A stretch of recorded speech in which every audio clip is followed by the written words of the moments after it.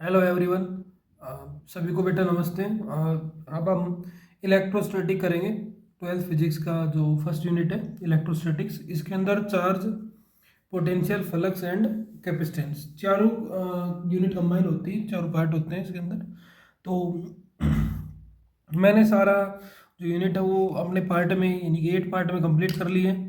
अब हम इसके एमसीक्यू करेंगे, उसके बाद फिर हम देखते हैं कि भी केस स्टडी वगैरह करते हैं या फिर जो भी है। तो बिना समय खराब ना करे हुए स्टार्ट करते हैं। पहले the SI unit of epsilon not is. तो एप्सिलॉन नॉट की एसआई यूनिट क्या होगी? तो देखो, कोई भी क्वेश्चन हम जब करेंगे तो उसका पर्टिकुलर सॉल्यूशन हमारे पास होना चाहिए। तो हमें जो कूलम्ब लॉ का फॉर्मूला पता है बेटा, F is equal to 1/4 pi epsilon not Q1 Q2 upon R का स्क्वायर। ये होता है कूलम्ब लॉ का फॉर्मूला। और हमें जो यूनिट निकालनी है वो किसकी निकालनी है? एप्सिलॉन नॉट की। तो एप्सिलॉन नॉट को हमें कहाँ भेजना है? ऊपर भेजना है। एप्सिलॉन नॉट यहाँ आ गया, नीचे क्या बच गया? 1/4 पाई, और ये एफ कहाँ गया? नीचे आ गया। Q1 Q2 अपॉन में आर का स्क्वायर। ठीक है। और हमसे क्या पूछा गया है? ऐसा यूनिट पूछी गई है। ठीक है। तो 1/4 पाई क्या होता है? ये क्या है? कांस्टेंट है। तो देखो, चार्ज की क्या होती है? अब हमारे पास जो बच गया वो क्या बच गया? 1/F Q1 Q2 upon R का स्क्वायर। तो चार्ज की क्या होती है? कूलम्ब। और दूसरे चार्ज की क्या हुई? कूलम्ब। फोर्स की क्या हुई? न्यूटन। डिस्टेंस क्या हो गई? मीटर का स्क्वायर। तो ये हो गया कूलम्ब का स्क्वायर। न्यूटन ऊपर जाएगा माइनस का हो जाएगा, एम ऊपर जाएगा माइनस का 2। तो हमारा आंसर यहाँ से देखते हैं कौन सा होगा। देखो, ऑप्शन मैच करते हैं। कूलम्ब का स्क्वायर है हमारे पास, ये रहा। एन की पावर -1 है, एम की पावर -, यानी ऑप्शन नंबर बी यहाँ से क्या हो गया? राइट आंसर हो गया। ठीक है। चलो नेक्स्ट क्वेश्चन देखते हैं हम। The charge of an electron is. तो ये तो डायरेक्टली क्वेश्चन है भी, इलेक्ट्रॉन पे चार्ज की वैल्यू कितनी होती है? तो 1.6 इंटू 10 की पावर -19। थोड़ा जूम कर देते हैं हम ताकि बच्चों को देखने में परेशानी ना हो। तो चार्ज की यूनिट क्या होगी? 1.6 इंटू 10 की पावर -19। उसके बाद है in bringing an electron toward another electron. अगर हम एक इलेक्ट्रॉन को दूसरे इलेक्ट्रॉन के पास लेके आते हैं तो पोटेंशियल एनर्जी क्या होने वाली है? देखो, कंडीशंस की बात समझो।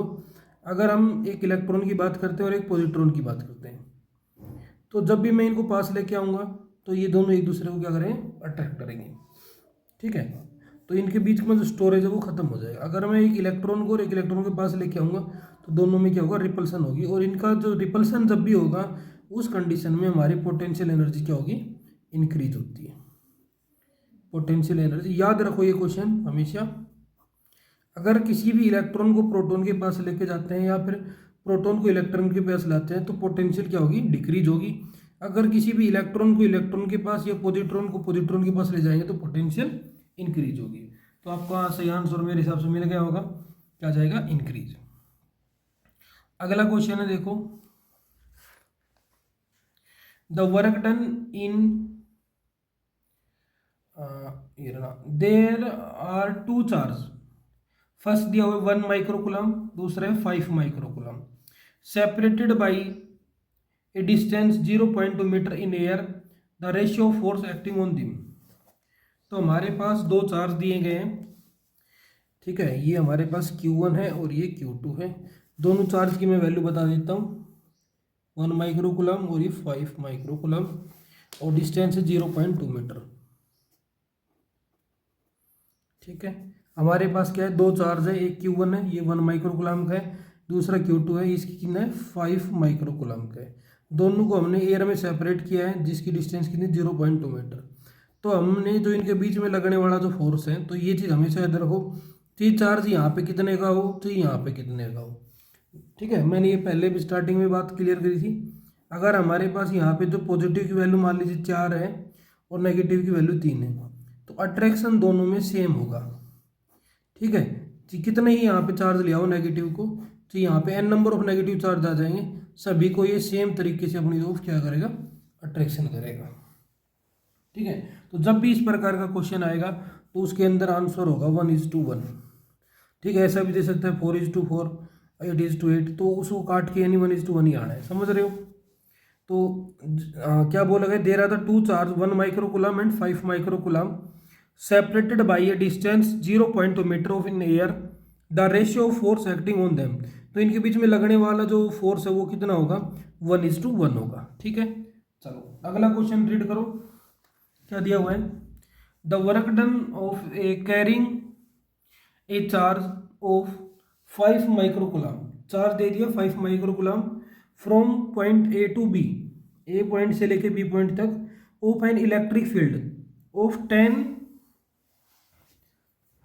मिली जूल। ठीक है, the potential difference of V A and V B. तो देखो ये चीज़ हमेशा याद रखनी है, वर्क डन को जब भी फॉर्मूला आप लिखोगे तो वी बी ए लिखा जाता है। ठीक है, यानी कि हमेशा हम हायर पोटेंशियल से कहाँ चलते हैं, लोअर पोटेंशियल। ठीक है, हायर से लोअर चलने अगर हमारे पास ए और बी है तो इस कंडीशन में बी हायर होता है, ये लोअर होते हैं। ठीक है, और यही कंडीशन हमेशा याद रखनी है, कभी ए से बी पूछ लेगा, मतलब ए से बी जा रहे हो तो उस कंडीशन में नेगेटिव में आंसर आएगा, और बी से ए में आएंगे तो पॉजिटिव में आंसर आएगा। ये वर्क डन वाले केस में होगा सर।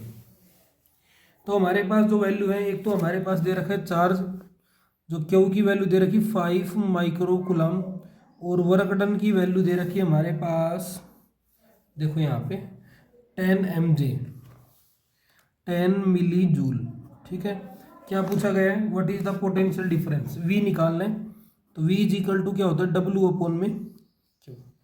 तो डब्ल्यू की वैल्यू क्या है, 10 मिली जूल, मिल को हटाने के लिए 10⁻³ और चार्ज कितना है 5 माइक्रोकुलम, तो 5 माइक्रोकुलम के लिए क्या लगा था 10⁻⁶।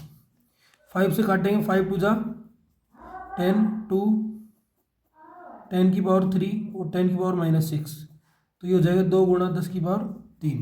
ये हमारा क्या आ जाएगा, राइट आंसर आ जाएगा।